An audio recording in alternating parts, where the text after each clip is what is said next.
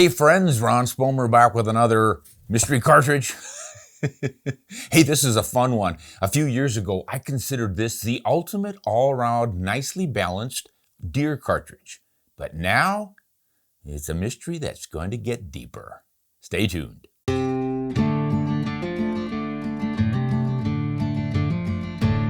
Now, before we reveal our mystery cartridge, of course, I got to give you the rules of the game. And of course, invite you to subscribe to the channel right here. That always helps us out. Give us a thumbs up. We need all the help we can get. And definitely, we thank our patrons for helping and supporting us on Patreon. Patreon.com, Ron Spomer Outdoors. Really appreciate it, guys.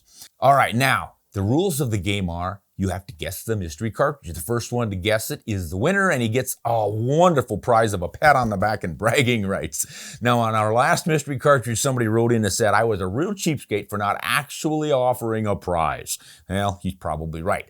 I had thought it wasn't possible to do because how do I know who guesses it first? There's a way to do it.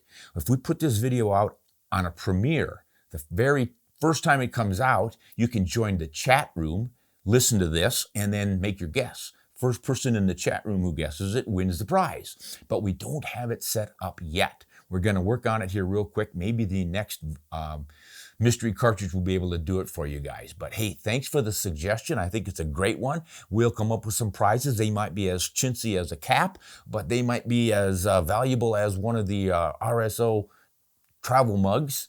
We'll come up with something cool. But it probably won't be a new rifle. Hey, this cartridge really is the ideal. It's not too fast, it's not too slow, it's not too heavy. It doesn't recoil too much. It will just do the job on deer, and it's pretty darn good for elk and caribou and sheep. And I mean, it's just a grand all-around cartridge. Unfortunately, you're gonna have to guess what it is. I'm not gonna show you. So I have got our usual list here. For a few brief years, it was what I considered the perfectly balanced deer cartridge. Number 2 hint, for an equally brief few years, it was more popular and probably better known than its parent case.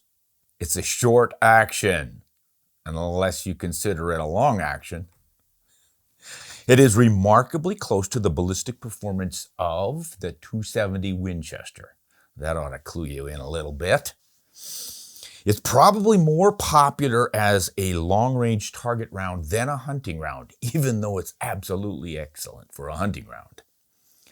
Its roots are in America, yet it was born overseas. That's really different. Winchester is not in its name, but it should be. Now, a bunch of you've got it, I'll bet. The 6.5 Creedmoor did it no favors. It was released in 1999. The PRC, 6.5 PRC, may have driven the final nail into its coffin. Remains to be seen, but I think so. It is smaller than a 28 caliber, but larger than a 25 caliber. Boy, we're narrowing it down now, guys. All right, here, this one is really going to give it away to all you cartridge aficionados.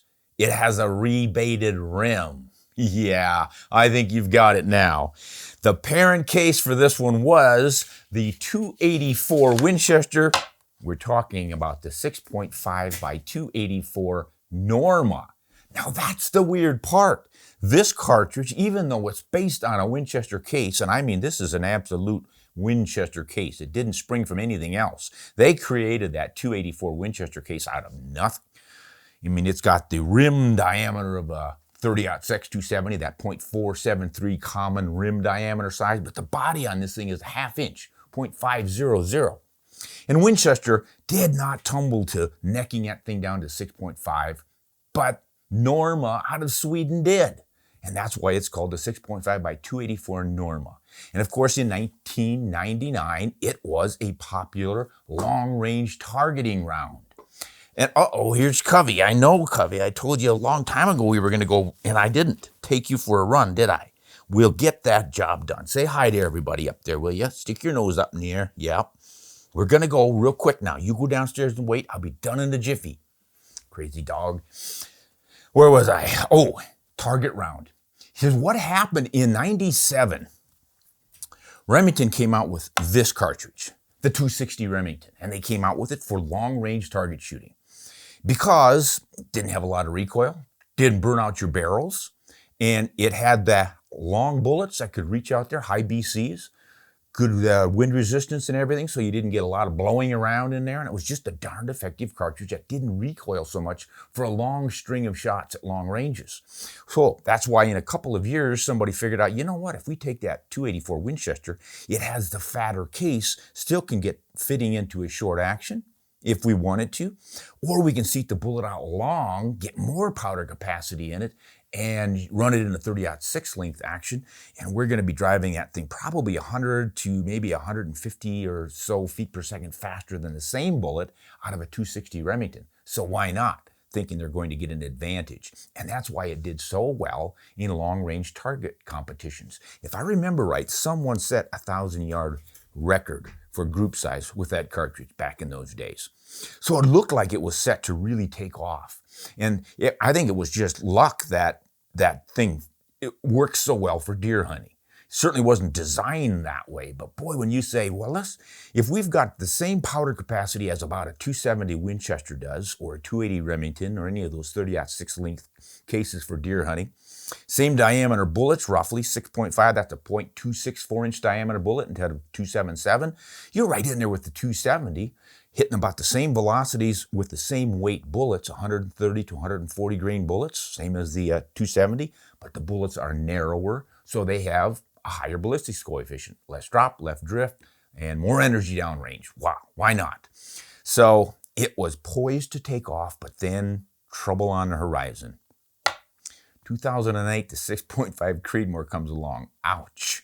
Now you look at it and you can tell, well, now wait a minute, that's not going to beat the 6.5 284 Norma. It doesn't have the powder capacity. Didn't matter. By then, everyone was using laser rangefinders. If you know the distance to your target precisely, and you know your drops and your deflections, you can figure all that stuff out. Why not reduce your barrel burning even a little bit farther and reduce the recoil so you can shoot more steadily over that long string?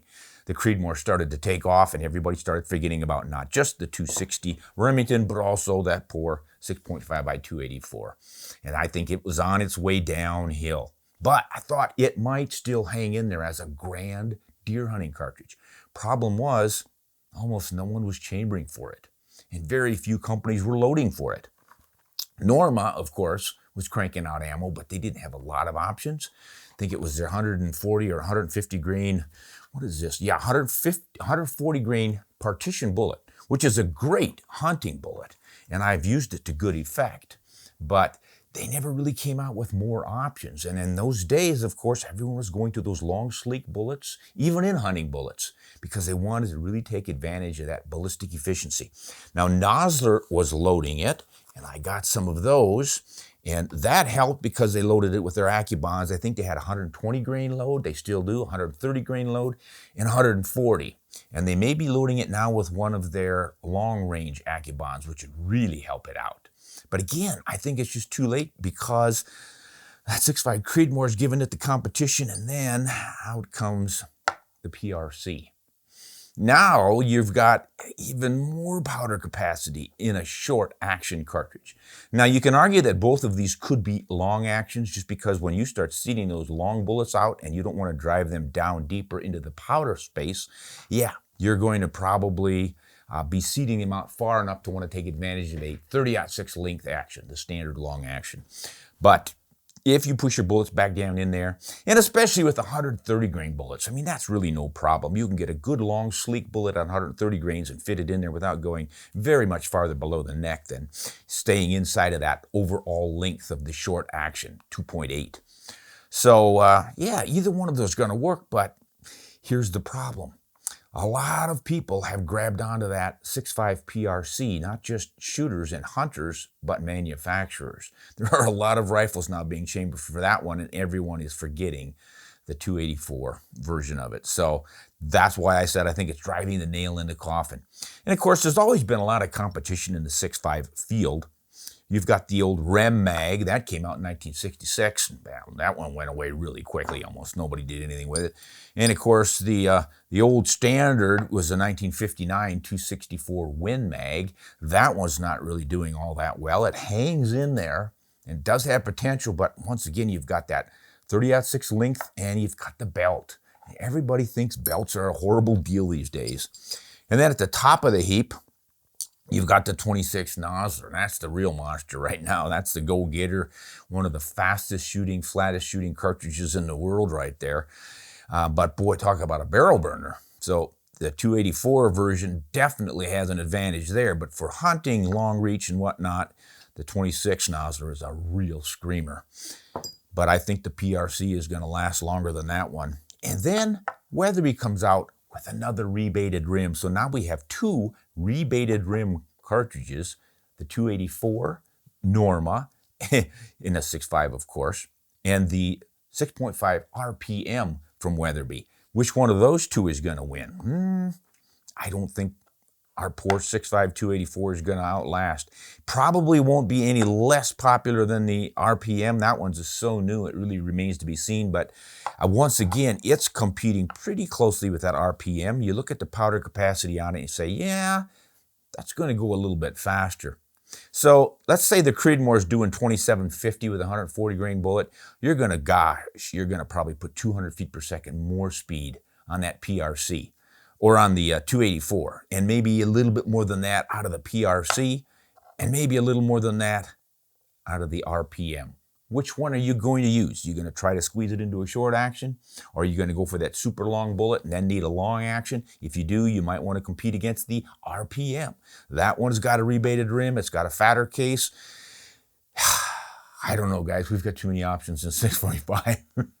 And that, I think, is the reason why the 6.5 284 Norma just isn't going to make it.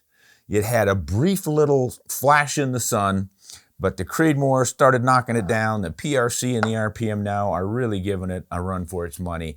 Almost no one's chambering it in their rifles anymore. I'm afraid we're looking at a dead soldier here, guys.